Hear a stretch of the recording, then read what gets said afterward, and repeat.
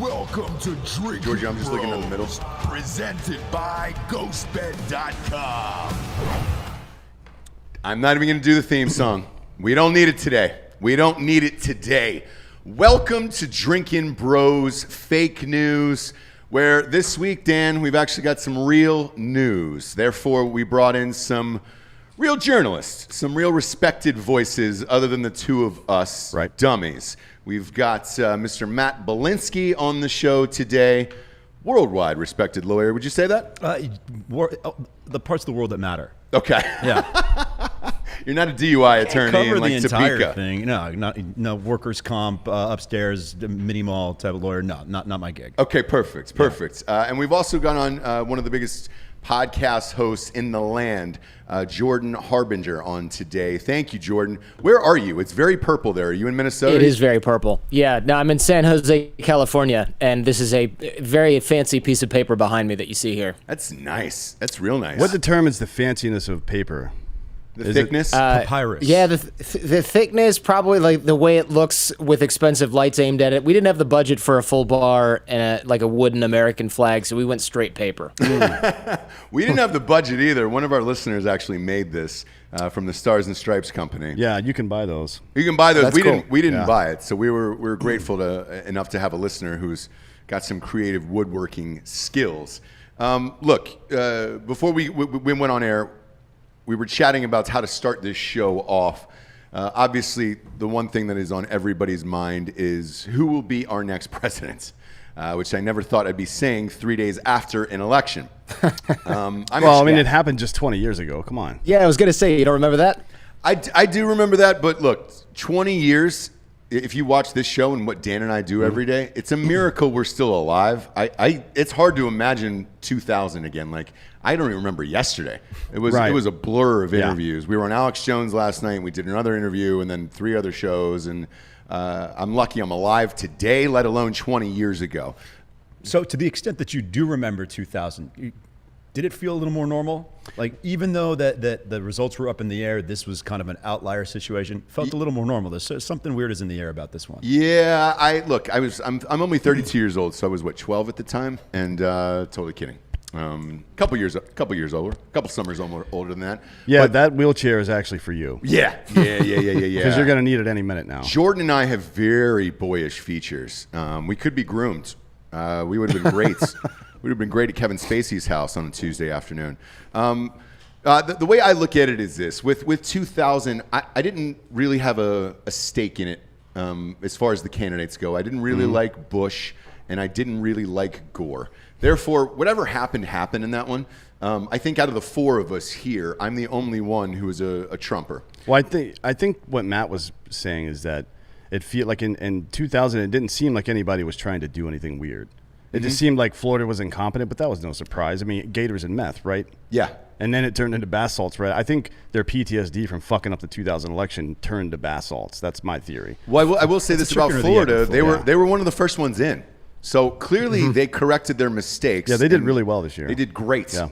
I mean, they were one of the fastest states to report, considering how important that state was to win for both candidates. Right. Whereas the rest of these states, I don't understand what's going on. It seems weird now because now we're getting all these videos of poll workers doing weird shit, like kicking out Republicans out of the room for some reason. I don't know why they would think that yelling out, "I want all these Republicans out of here," would be okay at a neutral polling site, right? That's bad optics. So that stuff, there's a video circulating right now of a guy who's pulling out ballots and then looking at them, verifying them, putting them in the piles, right? And everyone that goes in the center pile, which apparently is the Trump pile, he's just like, "Fuck you," like flipping off a piece of paper, dude. Are you that crazy to flip off a piece of goddamn paper?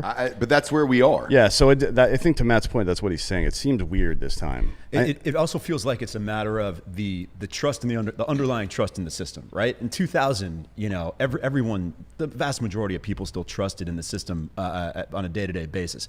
After 2016, just threw so many people for a loop, and you've got so much media and you have so much divisiveness through the way people encounter media. You look at everything through that framework, and this just becomes even more of a clusterfuck.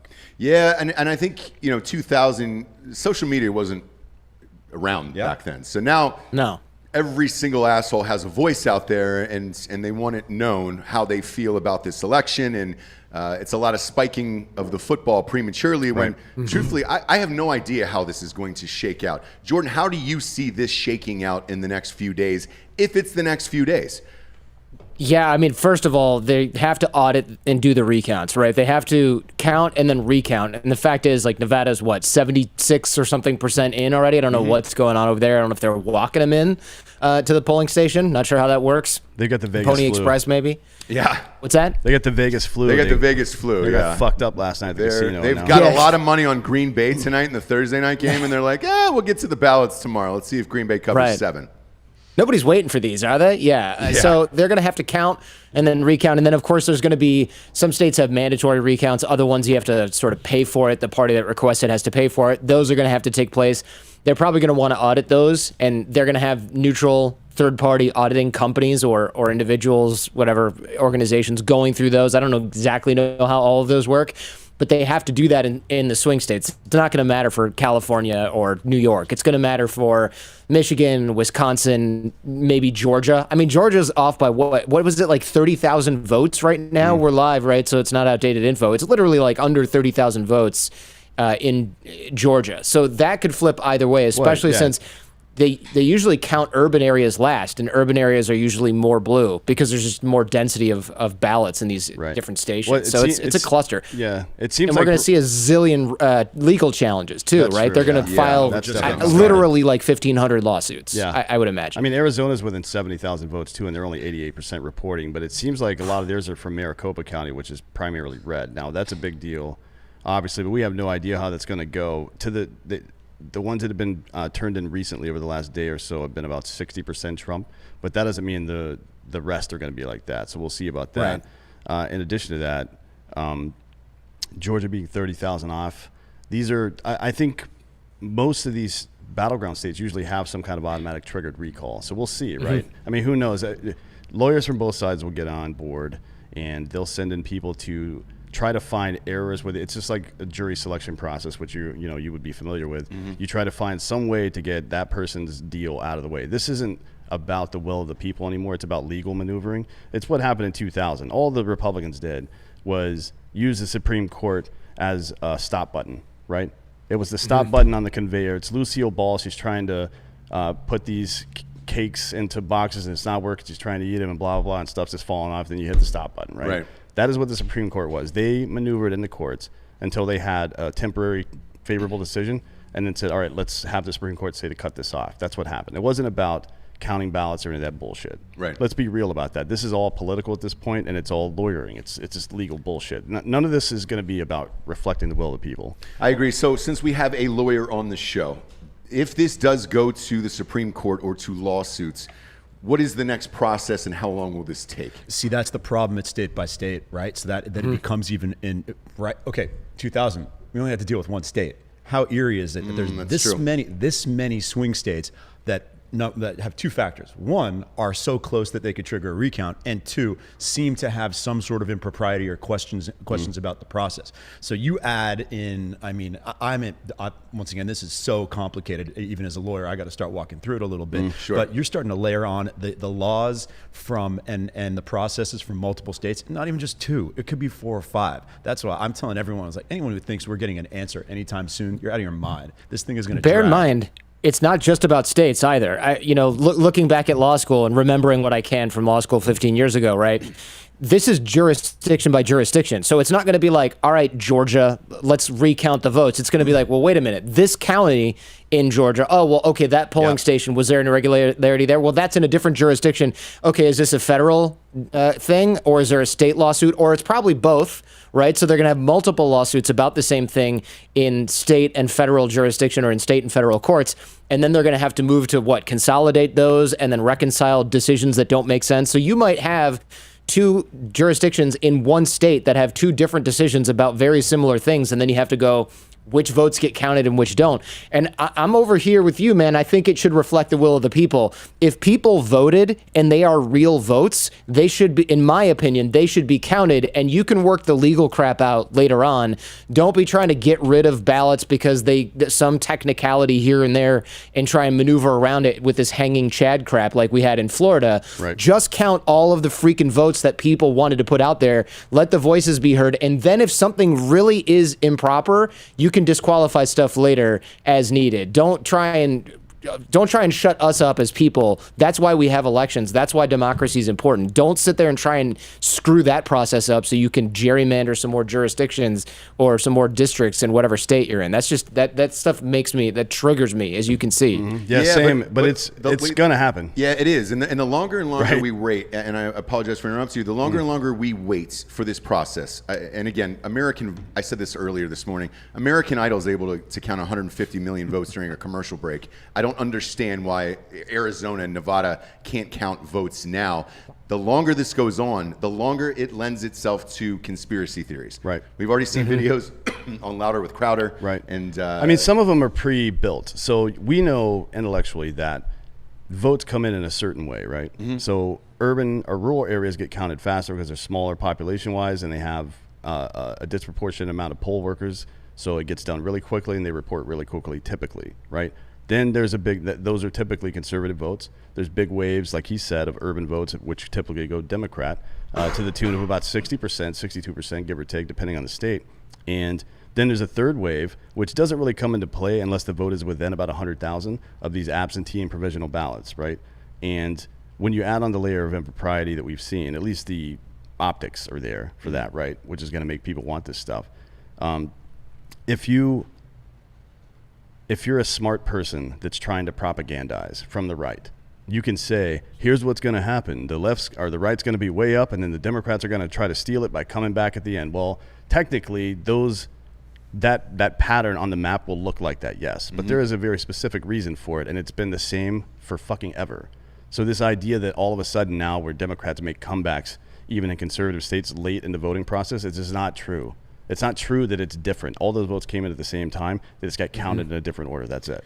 And that's why I think Trump's best shot is winning legitimately via Arizona and Pennsylvania, as opposed to some court challenge or some winning on some argument of impropriety in Michigan, Wisconsin, some of these other states. I mean, we don't know how these states are going to end up in the groove and on the path that they're on right now, let alone if they get challenged.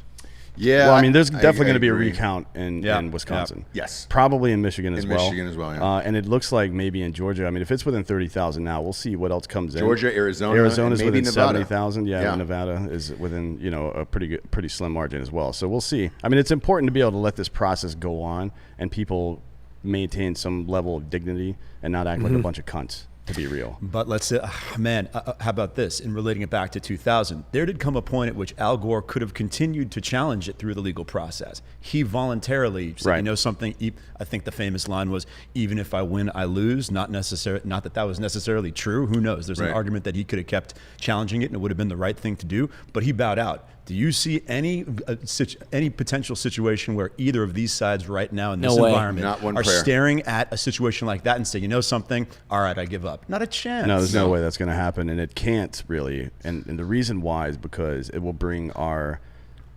legislative process to an absolute standstill. Mm-hmm.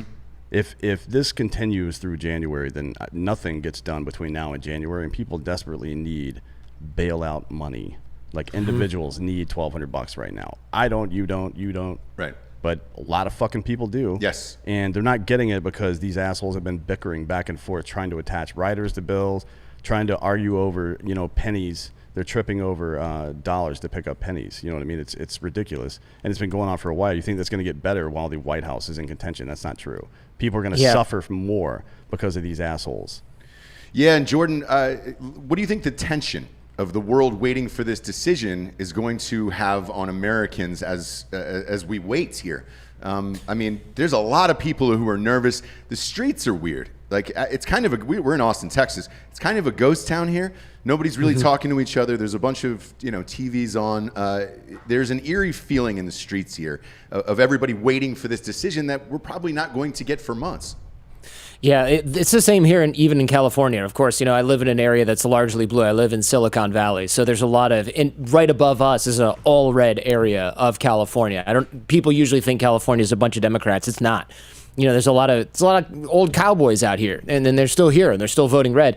So there's a lot of tension. But I think looking even at my neighbors, who are like, some are very left and some are very right, they're just kind of like, let's do the best thing for our democracy.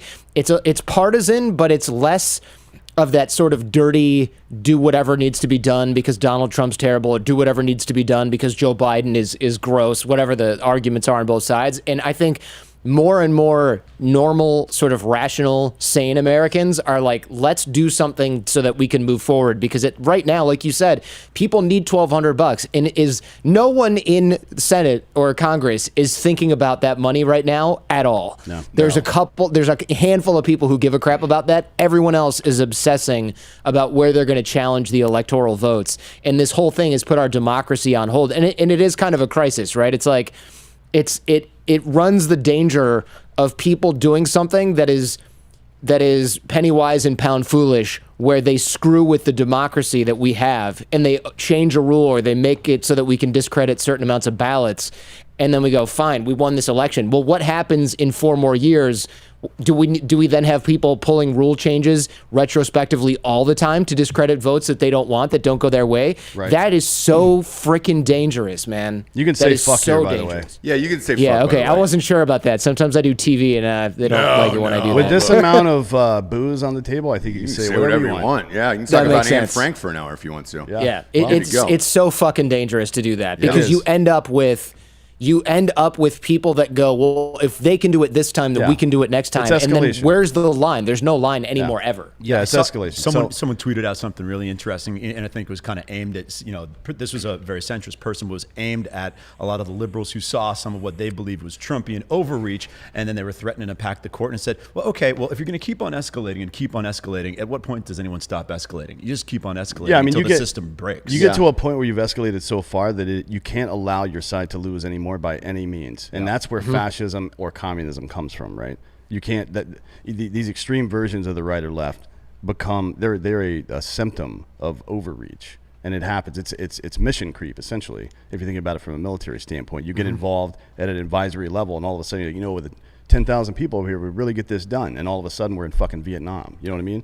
And that's where the situation around COVID, I believe, really just adds fuel to the fire here, because also with these situations usually where far right or far left ideologies take hold, communism, fascism, it's during tough economic times. And, a year ago right now, America did not, that wasn't what was going on. America wasn't having tough economic times. Obviously a lot of income disparity, but you didn't have people in desperate situations. And lo and behold, how does an economy crash that quickly? I mean, one of the only few triggers that could incite that happened over this last year. Now you have a lot of people in more desperate economic circumstances. Yeah, and it's very bad optics for the left too, with this presumption from a lot of people on the right, and the constant echo chamber from conservative politicians that they're somehow trying to turn our country socialist, which is probably hyperbole, but I think there are some people that do enjoy those socialist principles. Now, if it looks like the left is solely responsible for shutting down the economy and thus bringing more people onto the government tit, which is something that they get criticized for a lot with regard to black and brown communities, keeping them on the tit, give them just enough to sustain, but not enough to gain upward mobility, for example. That becomes a problem when your optics, when your actions start to meet the presumptions of the enemy. That is a problem. It is a messaging problem. Politics is about marketing, right? If you think you have the right idea, you need to get out there and convince people that you have the right idea. You don't need to call half the country fucking deplorables. It doesn't make any sense.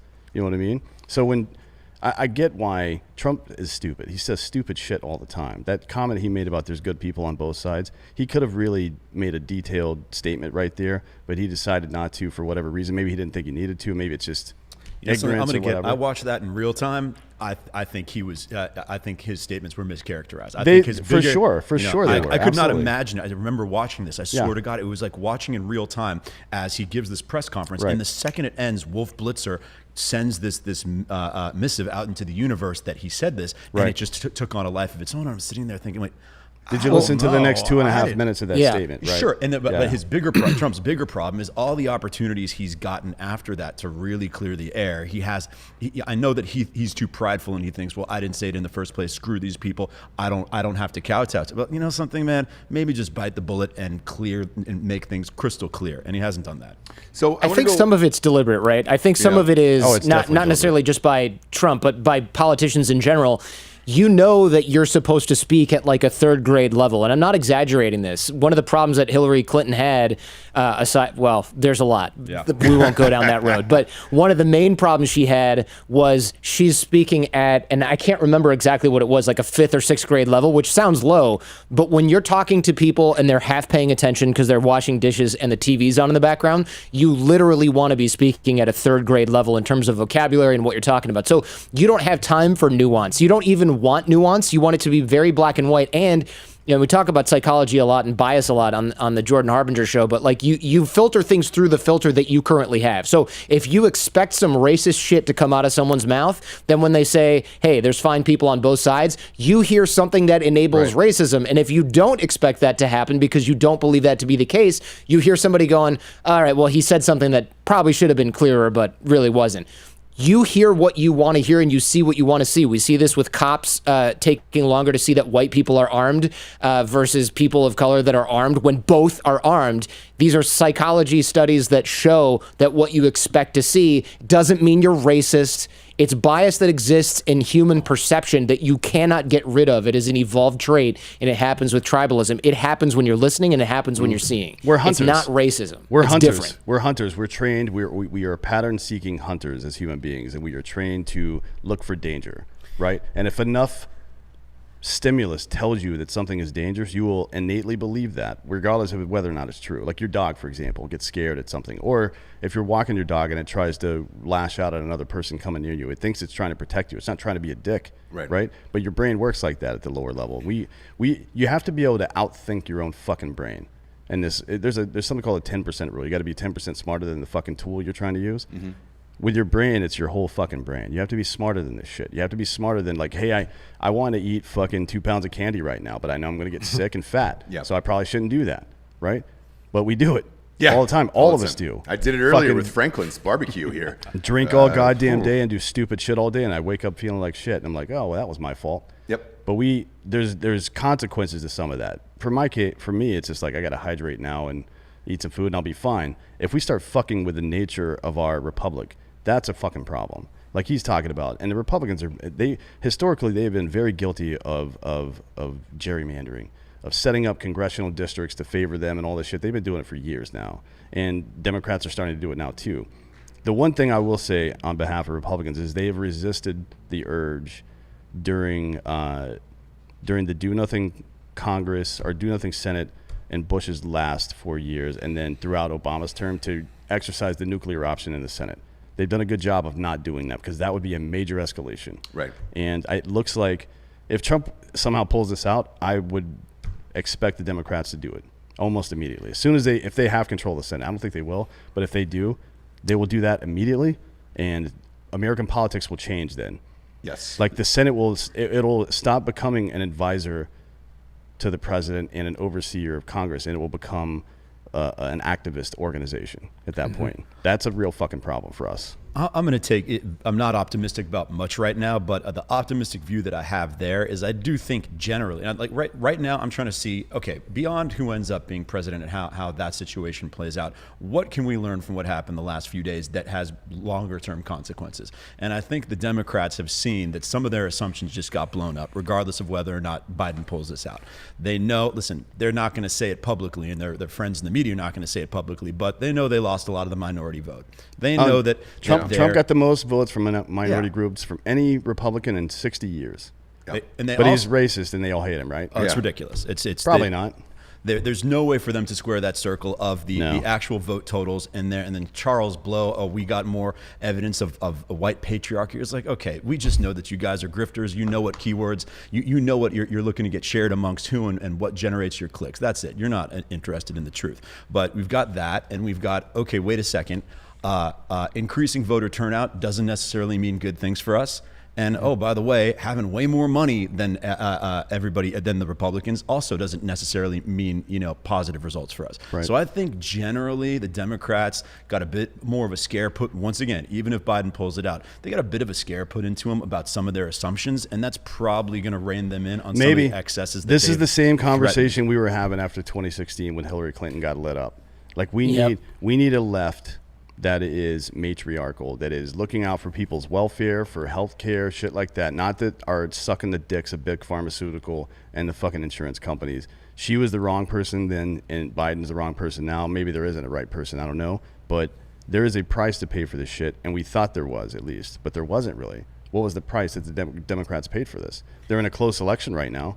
Yep. Like what price did they pay? They've learned no lesson, and if they pull this out and Biden wins, they will learn no lesson again. I promise you that. Because if they didn't with Trump, Donald goddamn Trump getting into the White House, they're not going to learn from a win. There's no way, right?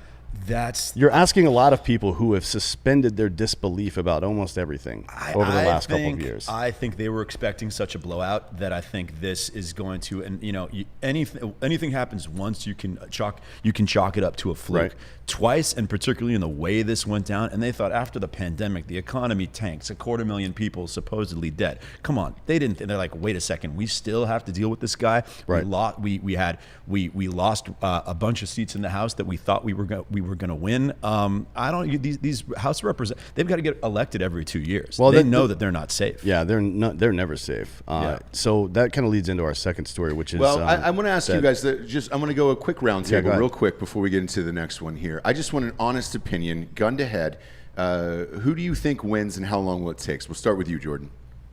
I think Biden wins, and I think it's a freaking hair victory. Like, I think it probably ends up taking Nevada.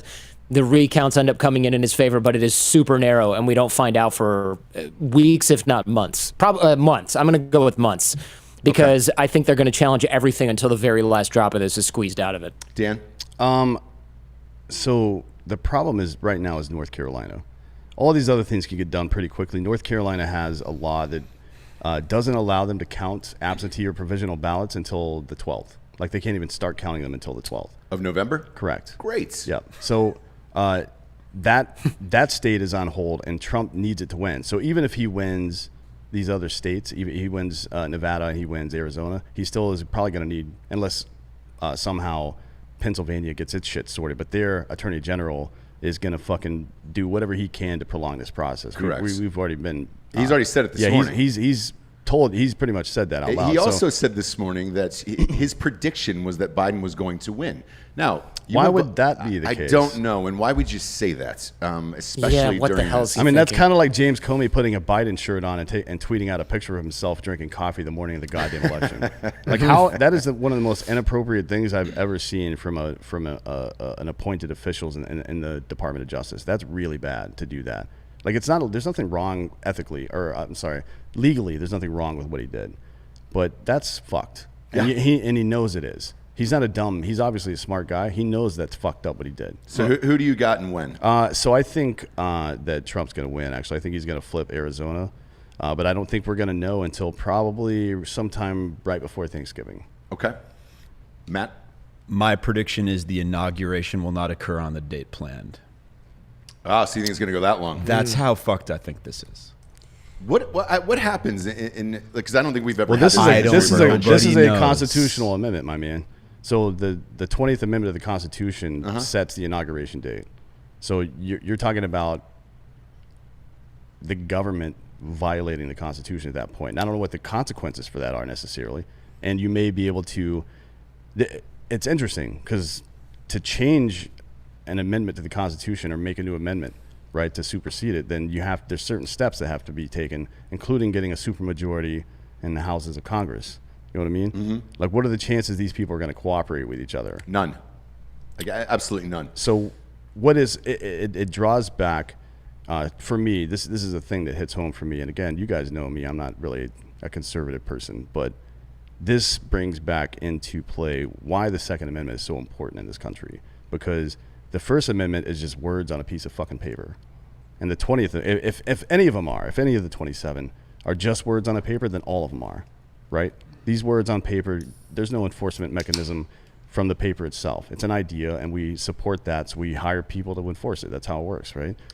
If any of these are just, you can jettison them whenever you want, then all of them are, except for the one that allows us to protect ourselves physically. That's the only one that could ever matter. And I think that's why Chappelle said the First Amendment is amazing, and the second is in case the first doesn't work out. I think that's a really good quote from a very smart man. And it brings it back into question. What exactly, I wonder, I am not a conspiracy theorist, you know that. Yeah, neither am I. And I'm not anti-left. I think a lot of the stuff, a lot of the ideas are good. Like the idea that people should have health care is good. We should, because 83% of all bankruptcies in this country happen because of private fucking hospital bills. Bullshit. We're fucking people over with this stuff. I like all that stuff. But it does seem like the left is attacking the institutions that protect us, like police and things like that. Military, historically, they've done that as well. So it's weird to me that, let me ask you this. I don't mean this to even be rhetorical, and I'm not trying to necessarily make a point, but I think it is kind of a point. If you drove past somebody's house and they had an American flag hanging off of their house, who would you assume they voted for? Trump. Absolutely. Jordan? I would definitely not think they just voted for Trump. There's so many people I know that float flags that don't vote for Republicans. Really? So many. Yeah, tons. From Michigan, where I grew up, and here in California, there are flags everywhere. Look, if you go to Texas, you see more flags. I'm not gonna. I'm not gonna argue with you on that. Obviously, yeah. So that's kind of what we see. But yes, and you're right. That is a mental trigger that you think of, like, well, it must be a Republican or whatever. But that's what I was saying. saying. It's not true. It's not true. We've had obviously. the standards for what constitutes how you express patriotism, right? And these things have been shifting. And during the 2000s in the Bush administration, I kind of aligned more on the left, like. Right, same. I have to buy into all the bullshit that you're spitting about Iraq, that most of which turned out not to be true. And if not, I'm disavowing my patriotism. I'm not buying that. Okay, so I spent a lot of energy, during that decade in the early 2010s, kind of like defending some of, the accusations that if you subscribe to certain things on the left, that meant that you were, the freedom fries BS, right? Right. I got to be honest. I think things have flipped. I am in shock. The velocity at which not the vast majority of Democrats or people on the left, but the powers that be, the elite media class, the classes that represent them, seem to have just have prioritized American criticism over American patriotism, and don't seem to have any regard at all for our American heritage, American history, and kind of. I mean, I was in shock as senators seem to be. No, I don't think you should say that this country is irredeemably racist or bad, or this. You can acknowledge injustices both past and present without, while appreciating the country. It's like, what are you doing as a senator? What are you doing running for president if you don't find any appreciation for what this country is? And once again, I know that these accusations against the left kind of scream of that freedom fries, like, oh, love it or leave it type of very shrill attitude. But I'm pretty shocked at how far I think patriotism on the left has descended within the last 4 to 6 years. Well, in regards to why people run, as a congressman, you get $175,000 a year. Yeah, it's all about. You can make a career being a politician and make a lot of money. It's power and ego, man. Yeah, that's it. Now, gun to head, I'm with Dan on this one. I say Trump. I think that Maricopa County, if you really believe that's what it comes down to, I think Trump has flipped the Latino vote, and I think he gets it narrowly. That still won't stop lawsuits on the other side, and I think this goes well into January, which will lead us to our next topic here on fake news, which is the pollsters, and what a complete joke that job and profession has now become, including Nate Silver. Nate Silver, I don't know if you saw what he looked like the day after the election, but he looked like Julian Assange being pulled out of an apartment after 6 years trying to beat extradition. By the way, he was on Fox News yesterday telling everybody, like, hey, you should not have called Arizona yet. That math doesn't make sense. So it looks like he does understand math as long as it's happening in real time. It's just the polling part he's not good at. Well, when that's your job for a living. Well, Frank Luntz said it on Fox News 2 weeks ago. I actually don't watch Fox News. I saw this clip, by the way, because Fox News is ridiculous. But Frank Luntz is the guy that popularized the term death tax, climate change instead of global warming. He's a Republican pollster and strategist, propagandist, really. Let's be real. But he said, look, I want them to all be wrong because I'm a Trump supporter. Right. But if they're all this as wrong as I think they are, then my profession is gone. Yes. Like no one will ever trust a political poll ever again. And he's right, and you shouldn't. No. Honestly, based on these numbers, it got worse from 2016. This is why I was challenging you earlier on that. In 2016, it was like, whoa, these people are way the fuck off. Holy shit. And they came up with all these theories, right? The shy Trump voter or whatever the fuck else. It is hard to measure voter sentiment. That is true. But with the amount of technology and social media we have now, the psychographic data that we can pull out of this stuff, there's no excuse for these motherfuckers to be this wrong. Honestly, there's no excuse for I this. agree. And I think not only is the job of pollster now done, how do we trust the media anymore, Jordan? Because the media jam these numbers in front of our faces for an entire year. So these pollsters are now lumped in with the media because clearly the media believed it. A week before the election, Dan and I did a show, and you can go back. The title of it was Biden plus 17 in Wisconsin. And that was coming from ABC News. And that's David Muir, the most trusted man in America. We all knew that Biden was not up by 17 in Wisconsin, and clearly they don't even have the votes for it yet. So obviously he's not going to win by 17 percentage points unless everybody's dead relatives voted and those have yet to be counted. How do we trust the media anymore after this? I mean, the polls I wouldn't necessarily follow. Some polls were close. I mean, there's a 3% margin of error, and some polls are in that, but most of them, as you can see, are like way outside of that. There's also a lot of misunderstanding of what the math says in some of the polls. A lot of people said, what was it like, 10-1, it's going to be for Biden. That doesn't mean that 10 people vote for Biden for every one that votes for Trump. Those are like how Vegas odds work, which math is not my strong suit. That's why I became a lawyer and a journalist in the first place. But you look at those and you go Vegas odds, it doesn't mean it's going to be 10 times the win. It's going to be, when you roll the dice 10 times, it comes up Biden, 10 times more than Trump, Jordan. or however those things freaking work. True, that is true, but there were still the vast majority of polls, particularly in the swing states, showed a Biden lead that simply has outside any margin of like, error. can you? Is there any part of you that could imagine these people are this mathematically incompetent? And if that's not possible, right? Like Arthur Conan Doyle used to say, Sir Arthur Conan Doyle. Pardon me. Yes, the sir. Was the over-under on the Arthur Conan Doyle reference? Yeah, it was coming. Essentially, I'm paraphrasing, but you dismiss all impossibilities, right? You eliminate things that are impossible, and then whatever remains is a solution. However improbable it is, must be the truth, right? That's a good way that's a Socratic method, basically. There's a good way to think. So if we either have to believe that these people are so incompetent at mathematics, and this is all they do, and math is the one universal constant. I'm not saying there isn't room for variables in here. Obviously, you're measuring voter sentiment, but if they're this bad, if they're bad enough to be 7.5% off in a swing state, or they were off even in the states that were obvious. Yeah. Even the ones they called correctly, they were way under for Trump, right? And almost every one of them. So it implies there's some kind of methodology behind getting it wrong. Like, cui bono, who benefits? Who benefits from them getting it that wrong? It's not them, right? It can't be them because they're going to lose their goddamn jobs now. You would think. So what the fuck is going on here? I think it's two things. I think one's very evident of what goes on in the media generally these days.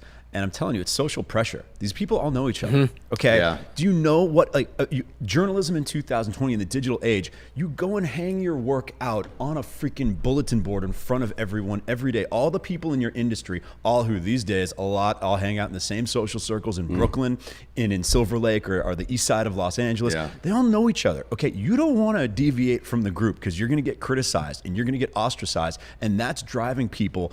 I'm telling you, because I know a lot of sports journalists. The sports journalists know the pop culture journalists who know the political journalists. They all know each other. They're all friends. I'm telling you, this is groupthink and conformity based on social pressure of your group because your work is out there for all the people you know to comment on every day. I mean, there's been a lot of that happened in the climate science industry as well. I'd imagine so. The one guy from London, one of the original reports that really pushed things into the 2000s was complete bullshit. Right? That doesn't mean stuff's not going on.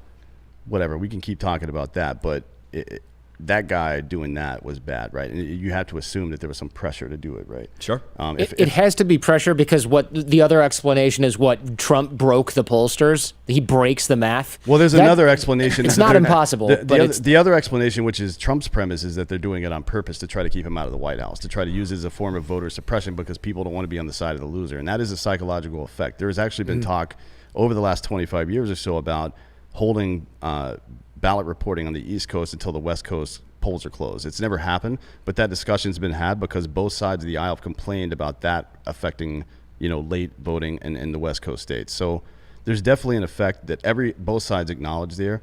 So the idea that might be some targeted, coordinated attack doesn't seem that crazy to me in 2020 and I hate to use the phrase Trump derangement syndrome, but I've never seen people act this crazy about the president before. I've never seen anything One person, like this. yes. I haven't either. Let me pose this conspiracy theory I heard to all of you.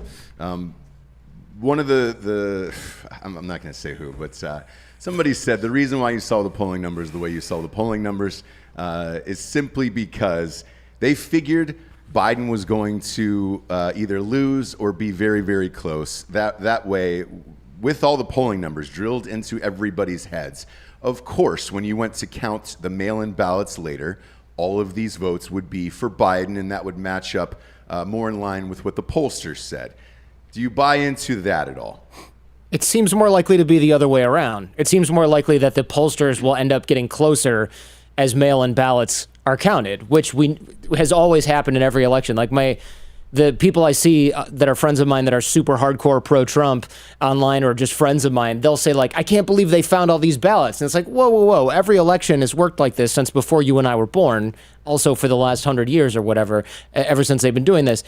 I think it's more likely to be the other way around, right? Where the pollsters, the margins by which they are off, which are ridiculous right now, narrow, not going to make them right, but it's going to get closer as those mail-in ballots are counted versus this becoming a thing that the pollsters are programming and having that be some sort of like devious conspiracy. It's more likely to be the other way around. Right, we'll see in a couple sense? of weeks. Yeah, we'll see when the final results come in from all these recounts. We'll see. Yeah. But it'll be interesting because in 2016, even from the conservative side, I don't know if they were too busy defending Trump from the Russia bullshit, but no one really did a deep dive on why everyone was so wrong. Like there's a couple of theories, there's a couple of white papers out there, but for the most part, it's bullshit.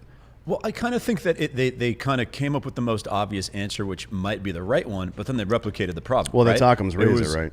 Well, it was we don't poll people, we don't poll rural low propensity voters who didn't usually vote, and that was Trump's whole shtick. That I missed it. I didn't start noticing it till very late in the election cycle in 2016. I was like, wait a second, he's speaking to people who have been left behind by globalization, who are rural, who are not usually part of the political process. Yeah. Oh my God, maybe they vote. Right. And people didn't poll these people. The problem was they went and did the same goddamn thing again. Yeah. It was crazy. Yeah. Yeah, and it's funny. You would have thought they would have learned about that. Well, These are no. Would have thought they would have hedged the entire world. I've worked in data science and in the intelligence community in the government. Right.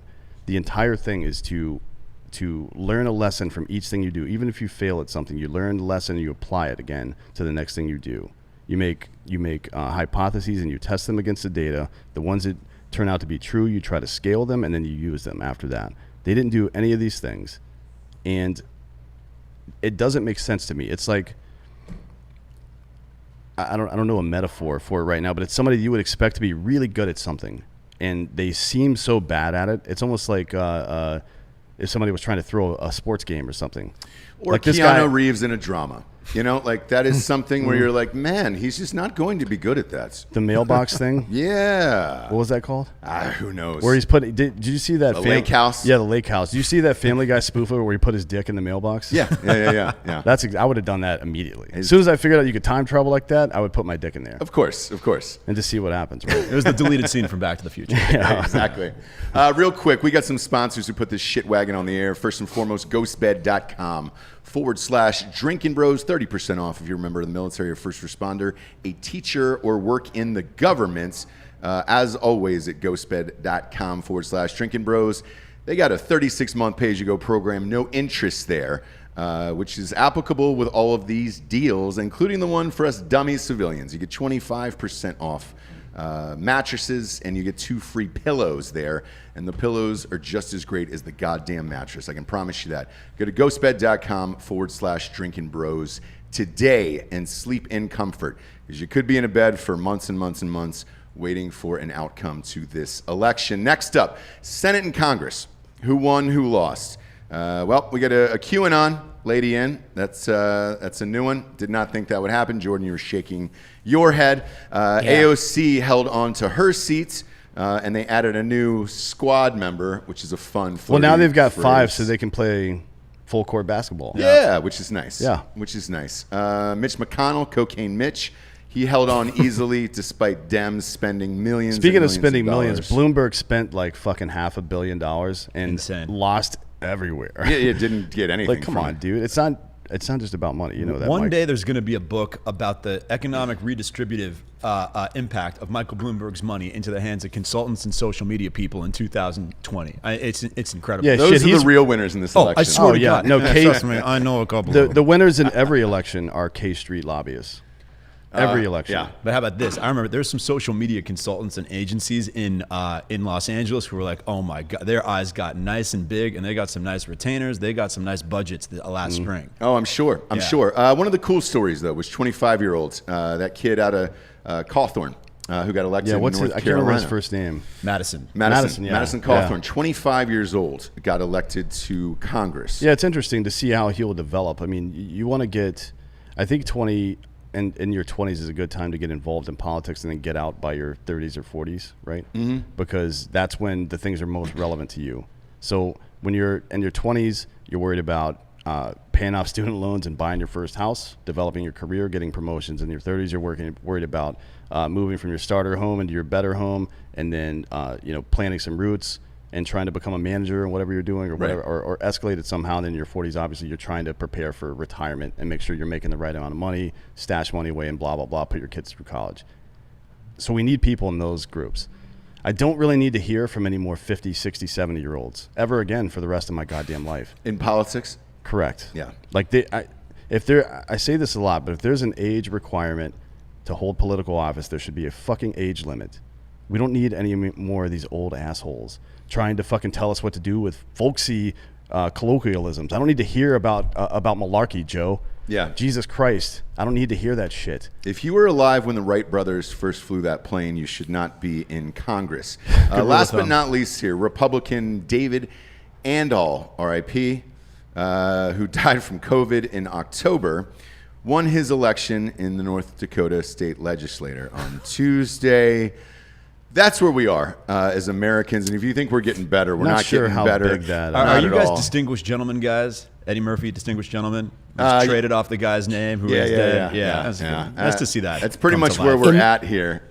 Imagine running against somebody who's dead and losing the election. Yeah, that's not good. Who'd you lose to? Oh, remember that dead guy? Yeah, I lost to him. And can't really figure it out. Pass the gravy. Happy Thanksgiving, everybody. I added this story, by the way, because I'm curious if you guys, if there's anything else weird or spectacular, unusual, whatever that happened so far. Well, we don't have all the reporting yet, but what surprised you so far in all of this? And let's start with Jordan. Yeah, what was the biggest shocker here out of those? Because I think these were the top stories that came out of the Down-ballot. And let's lay off the White House, because I think I feel like most people expected this to go on for some time. With the presidency? Yeah, I really do. Most people that pay attention were thinking that already. So let's talk about the Down-ballot stuff, Senate, Congress, stuff like that, or ballot measures.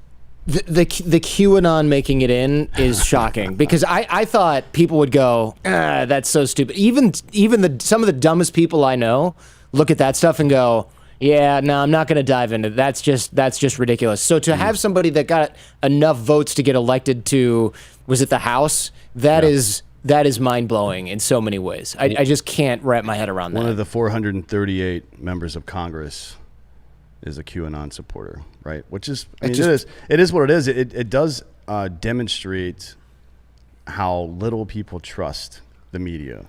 You know what I mean? I'm going to say it demonstrates something that speaks a lot to what I've seen on Jordan's through Jordan's content is the power of narrative. Here's the thing. You read that, see, because here's the thing. I know some smart people who are into the Q stuff. Same. And this is in LA, and there's a lot of them are screenwriters and people involved in constructing narratives. Yep. And a powerful narrative is a powerful narrative. I have trouble sitting down for conversations over QAnon stuff, like just me personally, because you're right. I've some very, very smart people who listen to the show who soon that I'm into that or whatever, they're like, hey man, let me talk to you about Q. And I was like, that's the wrong Q to ask the wrong guy here, because I have nothing to do with that. The shocker for me as far as the QAnon one goes was that it wasn't Laura Loomer. She was getting a lot of money down there, and she won her primary by about 66%. I thought for sure she was going to get in Florida, and she did not. I was not even aware of who this woman was from Tennessee that ended up winning from QAnon. But the scariest thing about it is not only does it legitimize QAnon, but you actually have someone who is in the system now who can tell you real stories. And if I'm in the house and I have to deal with this woman, or she comes near me, or she's glossing through papers, I'm scared shitless, because now she actually has the real information. So whatever's going on QAnon, they're going to be able to say, hey, we got one in there. We know this is true. And that's dangerous. It'll be interesting to see if she gets committee assignments that have security clearance requirements. Yes. Right? Yeah. How do you do that? Yeah. Like if you're an avowed member of a group like that that's known for leaking government secrets, that is definitely going to call into question your integrity with regard to keeping those things secret, right? I mean, that makes sense. Regardless of how you feel about QAnon, that makes sense to me. Let me ask you this. Yeah. Were you surprised or not surprised that Ted Wheeler beat an avowed member of Antifa by 5 points? No, it was the lesser of two evils there. And what do you do at that point, right? You have Antifa, or you have the guy that supports Antifa. Well, he supported him until they are kicked him win. out of his condo, right? Yeah, but both are a win for that city. You know, if you're looking at it and you want to continue to rage and just live in the middle of the street. I don't get it, man. I mean, we have a story later on about how Oregon basically legalized everything. Mm-hmm. So we'll get to that in a few minutes, but I can understand why they did it now. Yeah. They're like, fuck it, man. It's like smoke them if you got them when the plane's going down. That's what they're doing out there now. Like, everything's legal. Let's get fucked up, man. Because it's not all the drugs in the world if you're going to live in that state. I mean, what cities thrive on innovation, new people coming in with new ideas and new money, and older people that are established in the area continuing to reinvest into a community. That's how a community builds. Mm-hmm. New tech come in and all that stuff. Who the fuck is going to move to Portland now? And I asked the same question about all of California. Who in their right mind is packing up in Kansas or Texas or the Carolinas or the Northeast or anywhere else and deciding right now to move to California, to go start their fucking business in California? The only people moving to California right now are New Yorkers. Yeah. Is that true? No, I'm not, yes, absolutely. Yeah, because you're still there. You're still in California. You're in California, Jordan. What's it like in Silicon Valley? Because we hear about LA and the mass exodus all the time. Are people leaving Silicon Valley as well? Because look, San Francisco is no joyride. That's probably about third in the list of Seattle, Portland, and then San Francisco.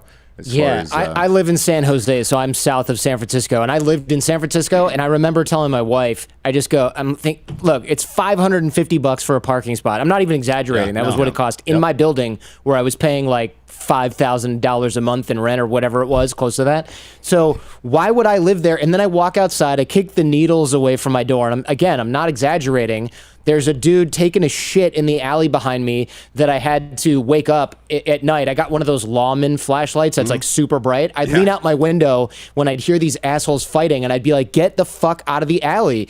And I remember looking online for hoses that would attach to a faucet in my house so that I could just spray these pricks and get them away from me because I couldn't sleep. So I moved down here, and now all of my neighbors are moving to Austin, so you're welcome, because they're going to be invading your backyard. Well, that's all right. Well, I mean, look, they just don't bring the politics. Yeah, people tried. These turds tried to set up an autonomous zone here, and about 35 minutes later, they got ridden out of town by cops on horseback. Horses, yeah. It's still Texas. I'll say that. Everybody. I mean, the pollsters are the pollsters, but even people on the right this year were lamenting the idea that Texas is somehow a purple state and it's going to turn blue soon. Not even close. No. Look at the results. California.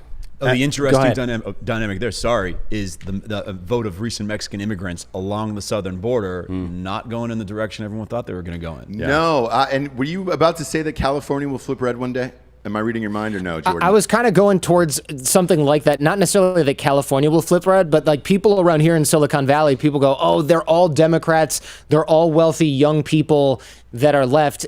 That's true right now, but what they are also, or what we are also, is NIMBYs. You ever heard of this? Not in my backyard. Yeah. You ever heard of this? So what this is like for people who don't know is essentially it's like, hey, let in these people or do this or change this policy, but don't do it like right here. I got to live here. So do it somewhere else. Right. And so that's the problem that I see with a lot of folks that live around here. You can't paint everyone with one brush, but when I vote for something, I try and ask myself, do I want this across the street from me? Not do I want to let it happen in Louisiana? Because then it's not my problem. And so this is to shift the conversation to an LA specific topic, but I think it's very interesting. LA district attorney race, okay? Mm-hmm. So San Francisco, a lot of the conditions that Jordan described, one of the guys who was responsible for that is a guy named George Gascon. He was the district attorney of San Francisco. George Soros supported. Couches all of the policies under a progressive policing, progressive law enforcement. Sounds nice, right? What that translated into was pretty much allowing innocent people to get terrorized and not prosecuting criminals, and that is what has transpired in San Francisco. The guy somehow, after turning San Francisco into a shithole, comes down to Los Angeles to run for district attorney. This is George Gascon's a white, middle-aged white male, running against a black female named Jackie Lacey. And Jackie Lacey has, she's a Democrat, as is everyone in Los Angeles, but she, had started to run afoul of Black Lives Matter and some leftist activists, not prosecuting some police officers in some situations that it could have been legitimate to prosecute them. Okay. Lacey hammers her. There's a two-step. If you don't win a majority of the vote in the LA district attorney race, it goes to a runoff. Lacey hammers him in the primary back in March, April, whatnot. Yeah. Throughout the course of the rest of the year, with the shift in sentiment around George Floyd, Eric Garcetti, the mayor, flips. The mayor flips his endorsement from Lacey to George Gascon. Why?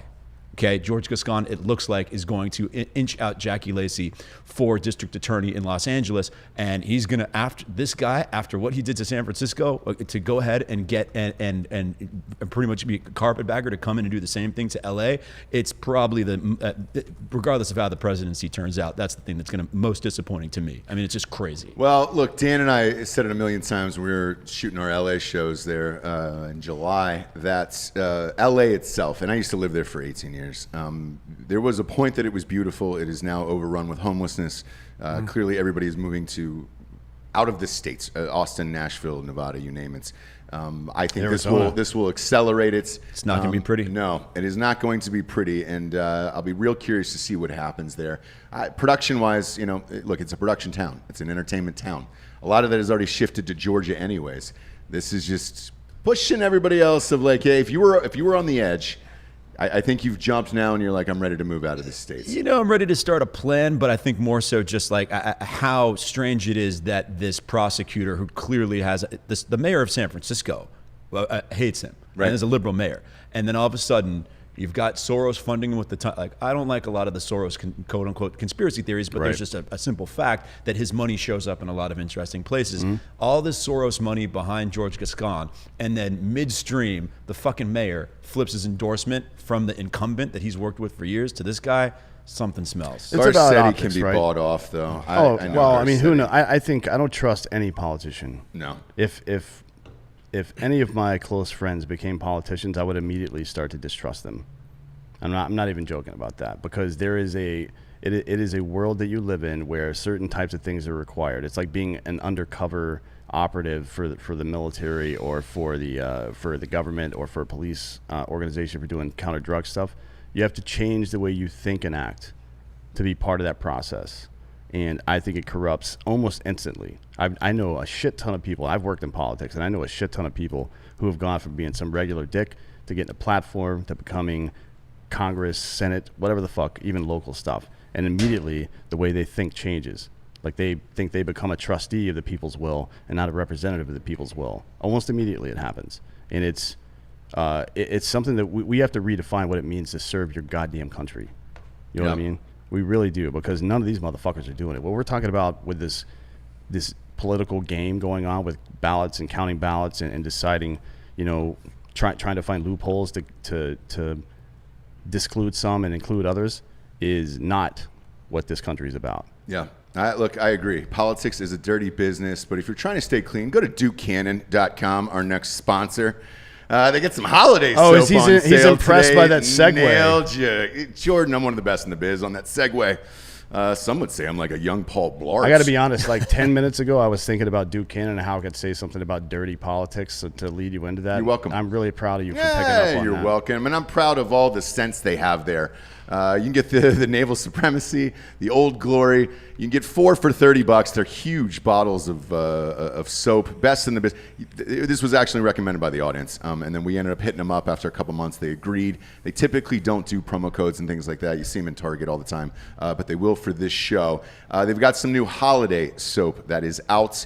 There's a new promo code. It is Holiday Bros, I believe. Oh shit, we are Holiday Bros. We are Holiday Bros for 10% off. That's true. Well, I'll be a Holiday Bro for any amount. Yeah, you will. Yeah, you will. Dan can be bought off. Dan can be. No, I just enjoy it. You can tell by my demeanor that I really enjoy the holidays, right? Holly jolly. So festive. I get super excited. Brittany's like, "Oh, we're getting 10 Christmas trees." I'm like, "God fucking damn it." Yeah. If Santa was a murderer, it'd be Dan Holloway. Yeah, it's true. Well, Santa probably is a murderer. Yeah, you never know. I mean, who would know? No, you wouldn't. Anybody that gets killed overnight on Christmas Eve. A lot of people. Yeah, all eyes are at Santa. That's Santa for me. R.I.P. George Michael. He died on Christmas. Yeah, because everybody's you should be asleep by the time. If you're not asleep when Santa comes, he's gonna fuck you up. Yeah. That's what I've been telling my stepkid. Yeah, you have to. Like, hey, dude, seriously, you better fucking knock it out. You now gotta wake up. He's got a weird Xanax problem now, but it's fine. He'll get over it. He'll get over it. Next up is the Blue Wave. That Wait, never did we tell people was. where to actually buy this shit? Yes, DukeCannon.com.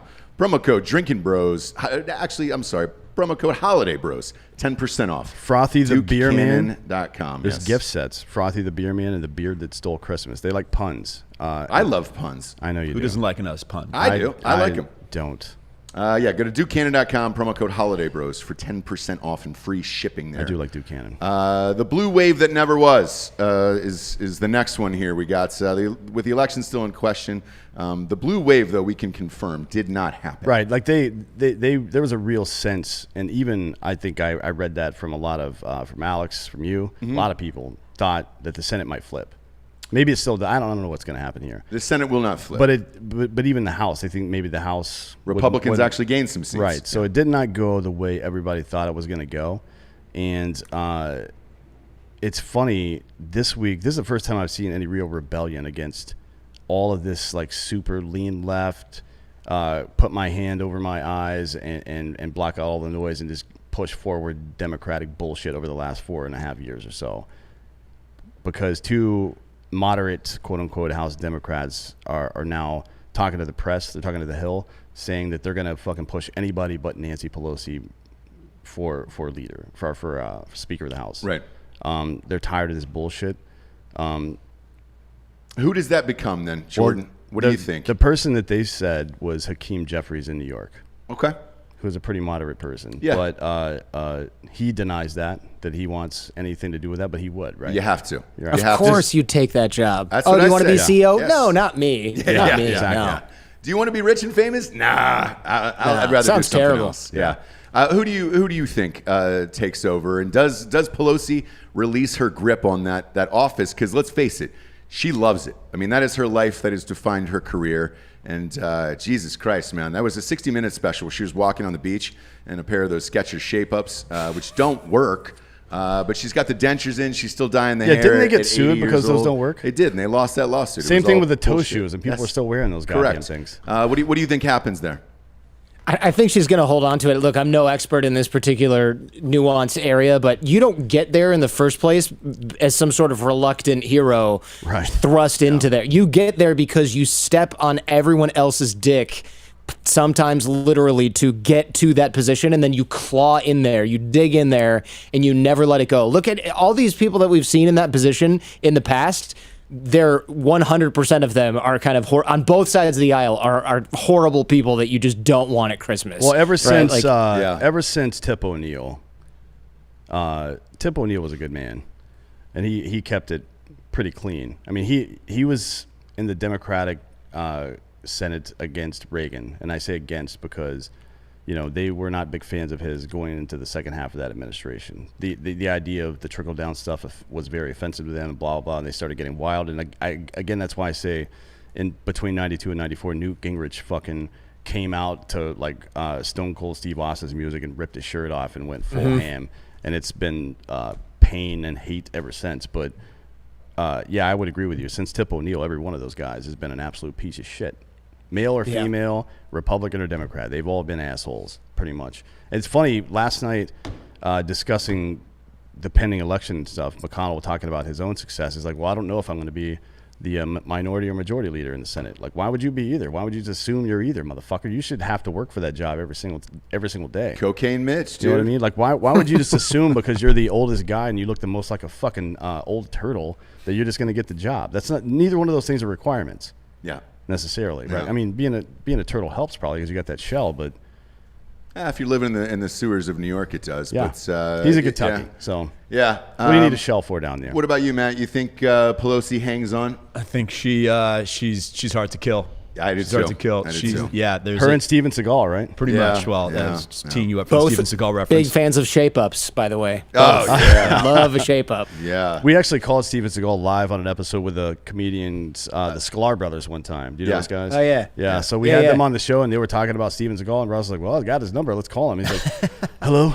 You could tell his hair was pulled back in a ponytail just by the way his voice sounded. By the way his voice Is that sounded, weird? yeah. I feel like I could tell. He wanted to star in a movie I was directing, and he had somebody give me his number, and he was in China. And I was like, what the fuck is he doing in China? And they were like, oh, he's studying at some Kung Pao dojo thing or whatever. And I'm just like, bro, is that a real? I don't know if any of it's real. I know this, when we called him, it's real, and he answered the phone. No, it's real with Seagal. He is an incredible martial artist. I'm not even kidding. Really? Yes. He's one of, he might be the only white Westerner to ever inherit Aikido dojos in Japan. Wow. From his mentor. He's in great He shape. inherited 3 of them, and that's a big deal over there. Japanese people don't put up with bullshit.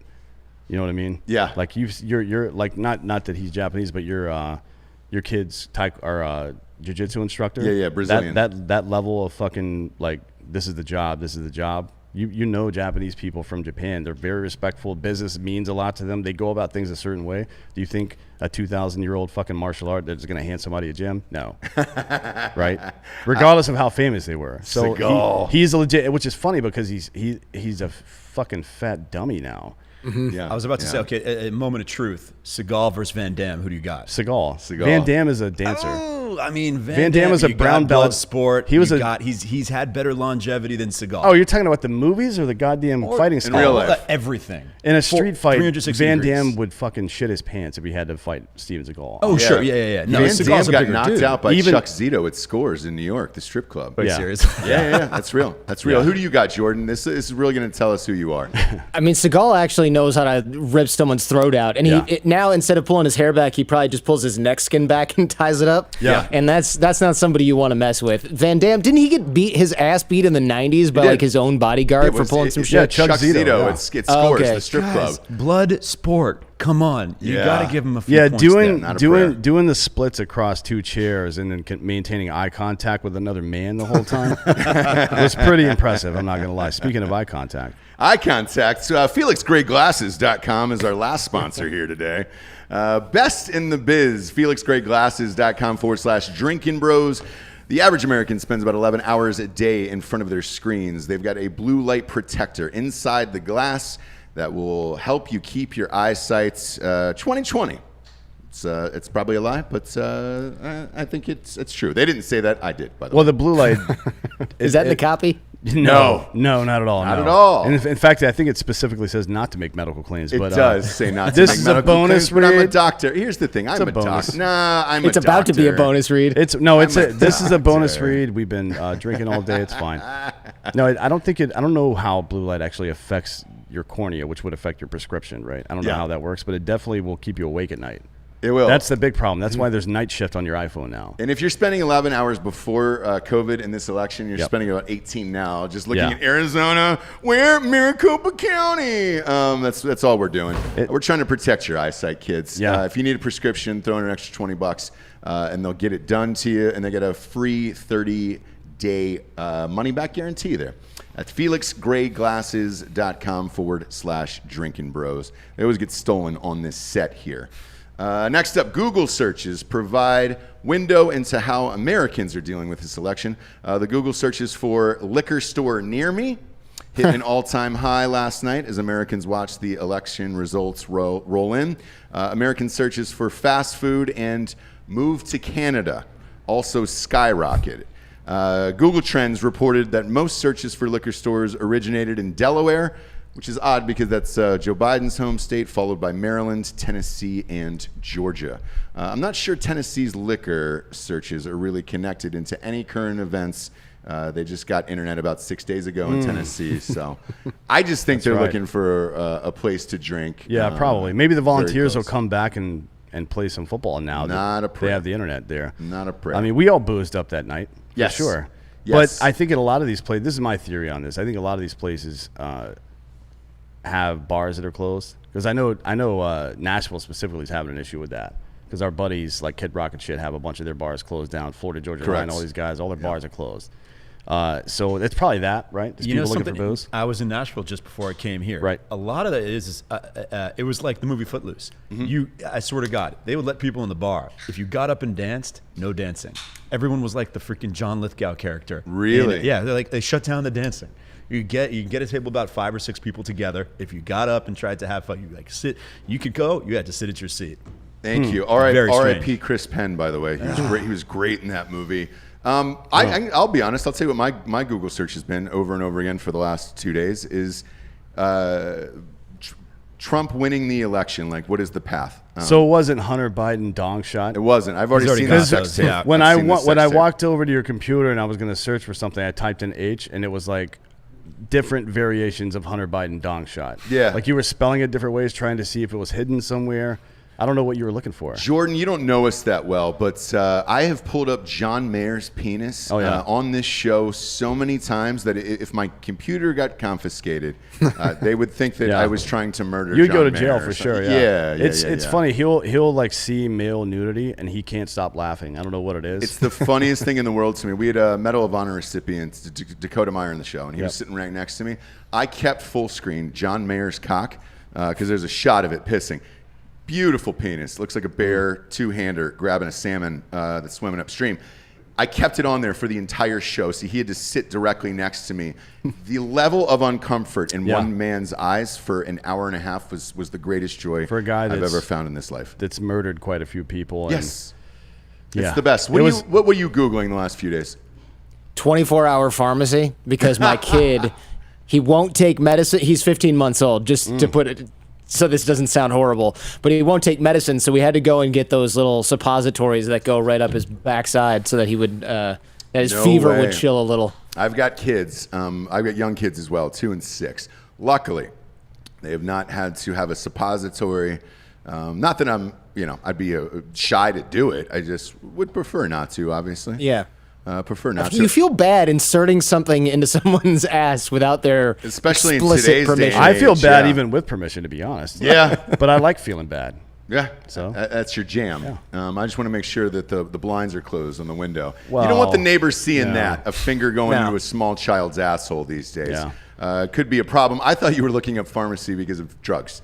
You just needed Oh yeah, Xanax no, to get through I this. get my drugs from the street like everybody. Yeah, else. They don't have that's- any other good shit at the pharmacy. Good for you. Same. Well, I mean, they have it in Oregon, but we'll get to that in a sec. So Yeah, well, we'll do it right now. It's party time in Oregon. That's the next story. They've done it now.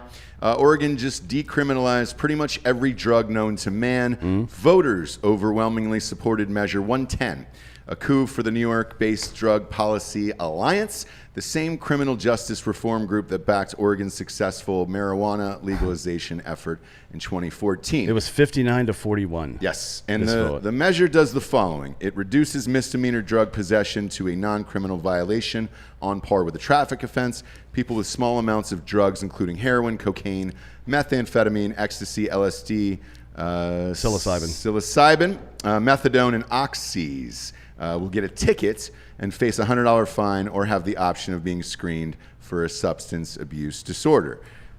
Look, we talk about this quite a lot on the show. That most of these people that are in prison is for minor drug-related offenses. 33% of people in prison are in prison for some sort of marijuana violation. That is goddamn ridiculous. Yes. By the way, 5% of all people in federal prison are in federal prison for some kind of violent crime. 5%. That means 95 non-violent crime in federal prison.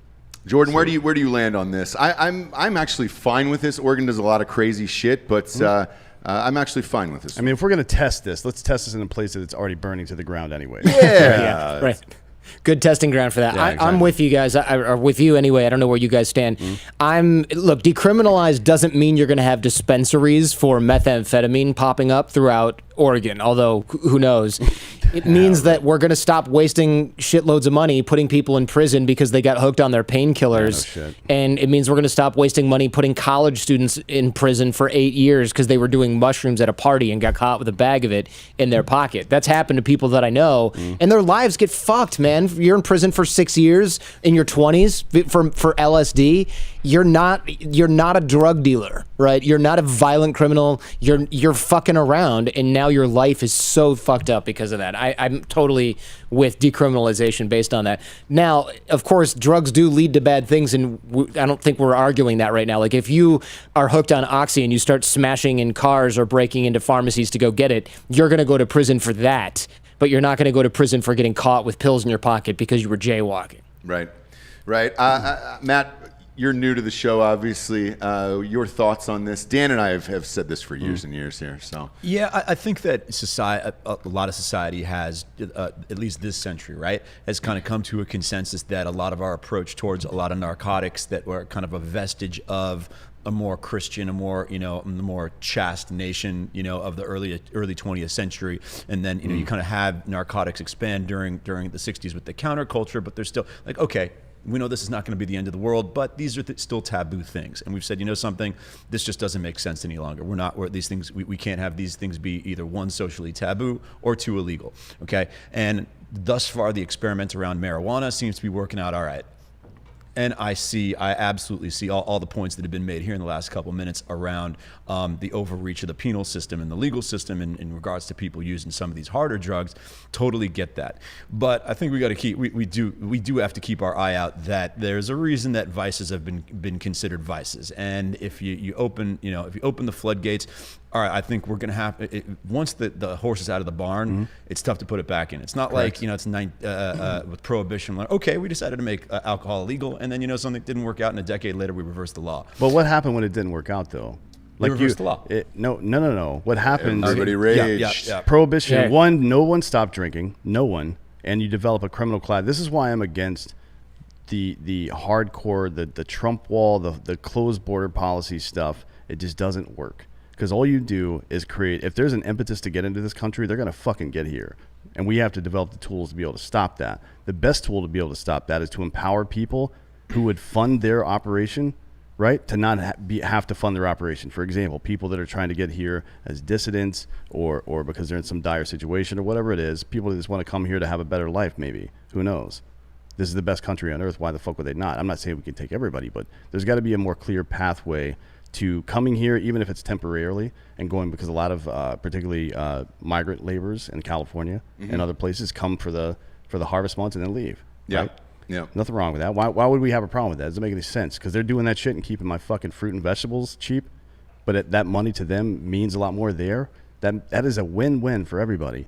Anytime you fucking block off people from doing something they're going to do regardless of law, what you do is create a criminal class to support that industry. We've created a criminal smuggling class that now, in the age of terrorism, means they can't just traffic drugs over here. They can traffic fucking people with bombs strapped to them. That's a security problem. Now, you think building a wall is going to stop that? Because there's water in tunnels, bitch. It's not going to work. That's why I hate this stupid shit. I agree. And by the way, Matt, to your points about once the horse comes out of the barn, you can't put it back in. That was my line in college. And I want to apologize to anybody out there that I said that to. It's 2020, and I've learned and I've grown from it, and you understand. Last but not least here today, affirmative action has been rebuked in California. Californians rejected affirmative action in Tuesday's election, opposing the repeal of a 1996 ban on considering race and gender in public hiring, college admissions, and contracting. Proposition 16 placed on the ballot by the Democratic-controlled legislature was failing 56-44 as votes continued to be counted. It sought to repeal Proposition 209, which barred the state from discriminating against or granting preferential treatment to any person or group based on race, sex, ethnicity, or nationality. After a summer of unrest fueled by the police killing of a black Minnesota man and a pandemic that underscored the country's racial disparities, Democratic lawmakers said it was time to allow a new generation of Californians to revisit this question. Yeah. This one is super interesting to me. Yeah. Simply because having lived there for this long, and you live there, Jordan, and as well as Matt, I lived in Oakland, as for well. 8 years. All of us have lived there. White people are becoming the minority in the state of California, and I believe it's already tipped to where it's on the other side of that now.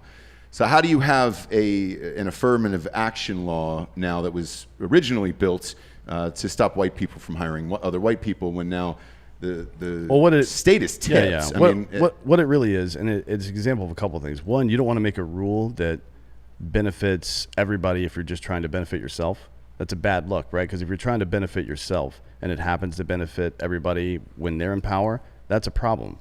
Like if you use the nuclear option and get rid of the cloture vote in the Senate, for example, that'd be great for the Democrats for whatever time they control the Senate, if that were the case. But it would be goddamn miserable for every other time. That's why we have a republic and a democracy, right? Because we want to find the best solution for the most amount of people.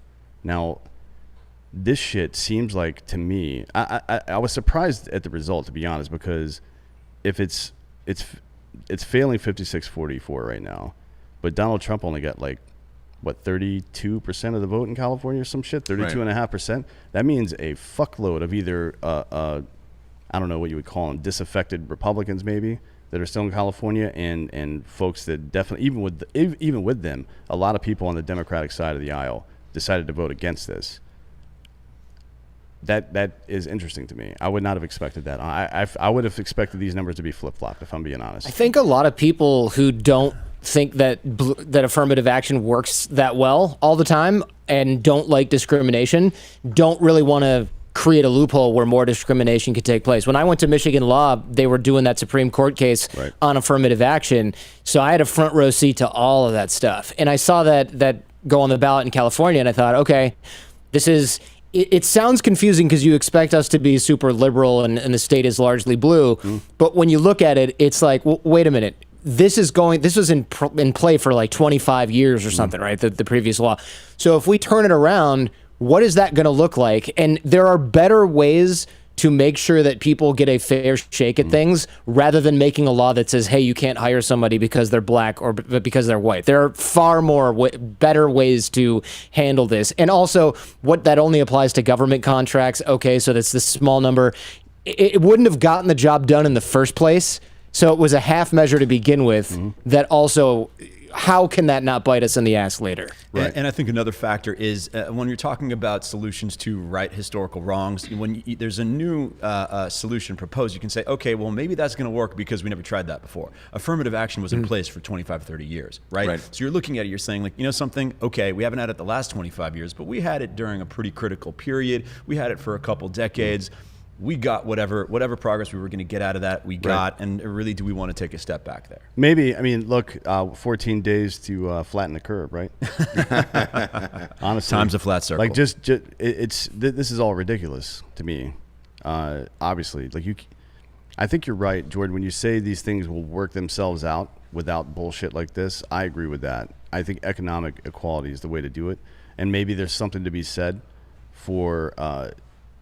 Keep us collectively as a community keeping an eye on hiring practices and what happens with all that, right? Just to make sure no weird shit's happening. If it does, figure out a way to address it. If your plan to address it is affirmative action, that's fine. You're not a dick for that. But we've seen it, and we know that it's not going to work now.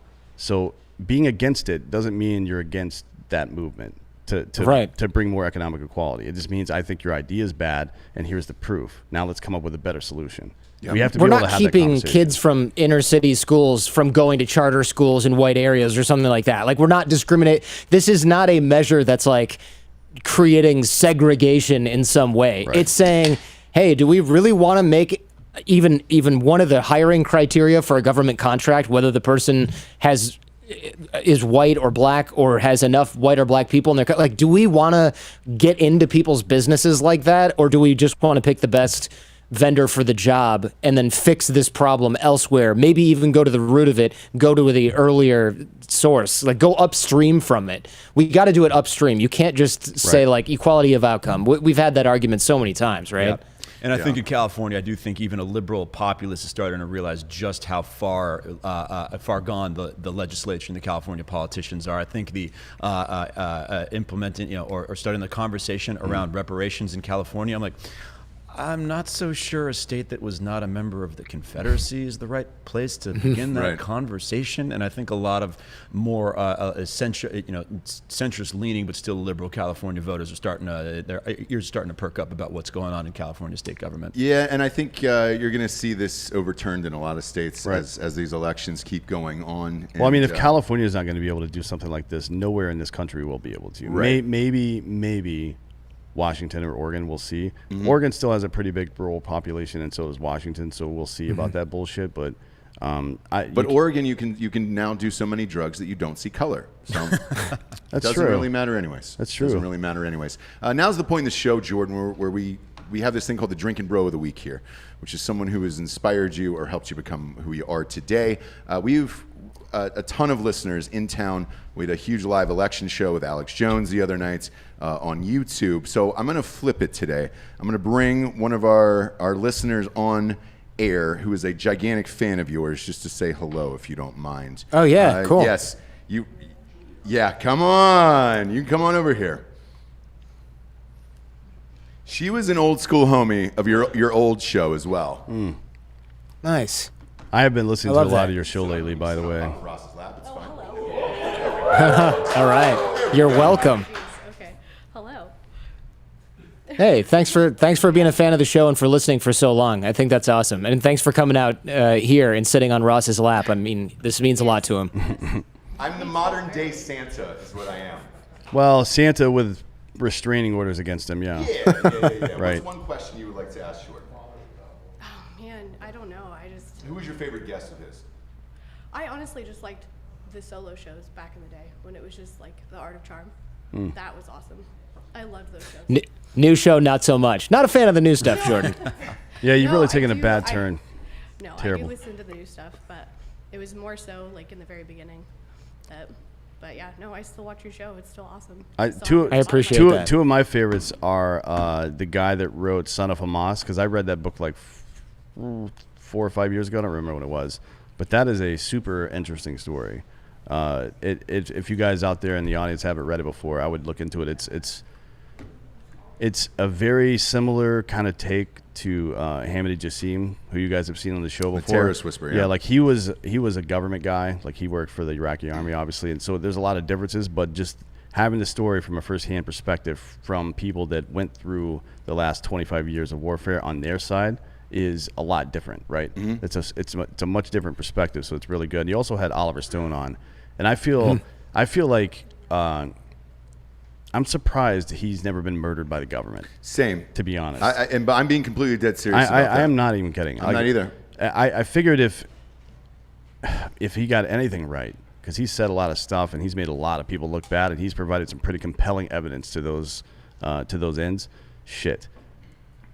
Especially back in the 60s. They killed the goddamn president. You don't think they're going to kill Oliver Stone? I still haven't killed Sean Penn. I can't believe he's still alive after El Chapo. He was the one that got El Chapo. Yeah, I can't believe Chapo's hasn't had him killed. Those guys are so useful to think about this, right? Like, look, I'm not a conspiracy theorist. Neither are you guys for the most part, at least so far as I've seen. But Sean, why would you get rid of Sean Penn? He led the frickin' CIA. No, he means Chapo would have had him killed by Chapo's now. guys. Yeah. I would have thought that, for sure, because he's easy to find. Yeah. Just go down to the liquor store and ask the guy who's always buying Marlboro Reds. Like, it's Sean Penn, dude, in Santa Monica. Everyone knows where Sean Penn is. He's the only guy that lives in L.A. that's still buying cigarettes. Yes. They're like $600 a pack now. He's like, I don't care. He does not care. No. Does not care. Jordan, thank you for joining us today. Tell everybody where they can find your show.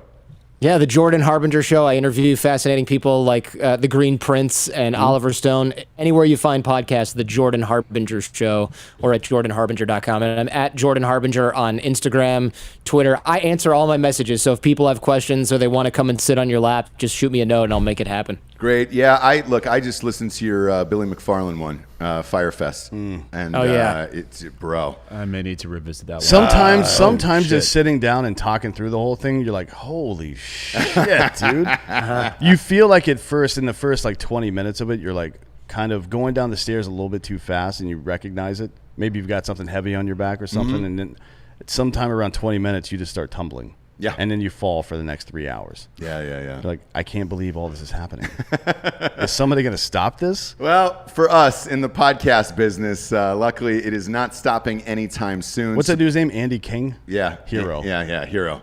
He is a fucking hero. Sucking dick for water. Yeah. Follow Jordan's show. Subscribe to it. You're one of the best in the biz. We appreciate your time today. Matt Bilinski, tell everybody where they can find you as well. All social media, Twitter, Instagram, Matt Bilinski, MattBilinski. Fantastic. Daryl Smith, I see on the message boards. Welcome to the show, and thanks for being a new listener. For D'Anthony Holloway, Matt Bilinski, Jordan Harbinger, I am Ross Patterson. This is Drinkin Bros Fake News. Good night, everyone.